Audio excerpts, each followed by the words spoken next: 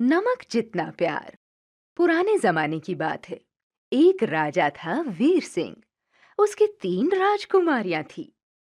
तीनों एक से बढ़कर एक सुंदर और सुशील थी। बड़ी का नाम था रूपमती, मंजली का नाम था गुणवती और सबसे छोटी का नाम था बुद्धिमती। राजा तीनों बेटियों से बहुत प्यार करता था। तीनों के साथ एक सा व्यवहार करता और तीनों को एक समान उपहार देता था। धीरे धीरे तीनों राजकुमारियां बड़ी हो गई। राजा के मन में उनकी शादी का विचार आया। वह सोचने लगा कि वह इन तीनों के बिना कैसे रहेगा।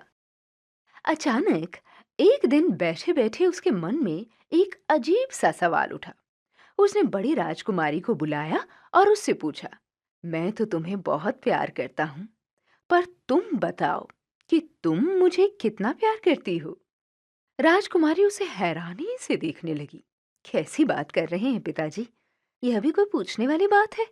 मैं तो आपके बिना रह ही नहीं सकती। राजा ने मंझली राजकुमारी को बुलाया और उससे भी वही प्रश्न किया। राजकुमारी ने कहा, मैं आपसे उतना ही प्यार करती हूँ जितना समुद्र में पानी है। अब राजा ने छोटी राजकुमारी को बुलाया और उससे भी वही प्रश्न पूछा। राजकुमारी ने बड़ी सरलता से उत्तर दिया, पिताजी, मैं आपसे उतना ही प्यार करती हूँ जितना कोई नमक से करता है। उसका यह उत्तर सुन राजा सोच में पड़ गया। बोला, इसका मतलब यह हुआ कि तुम मुझसे प्यार नहीं करती? राजकुमारी बोली, नहीं पिताजी, मैंने ऐसा तो नहीं कहा। चली जाओ तुम, राजा ने क्रोध में भरकर कहा। थोड़े दिन बाद राजा ने दोनों बड़ी राजकुमारियों का विवाह खूब धूमधाम से बड़े घरानों में किया, किंतु छोटी राजकुमारी को एक निर्धन व्यक्ति से ब्याह दिया। छोटी राजकुमारी समझ गई कि राजा को उसकी बात का मतलब समझ में नहीं आया। वह बहुत समझदार थी।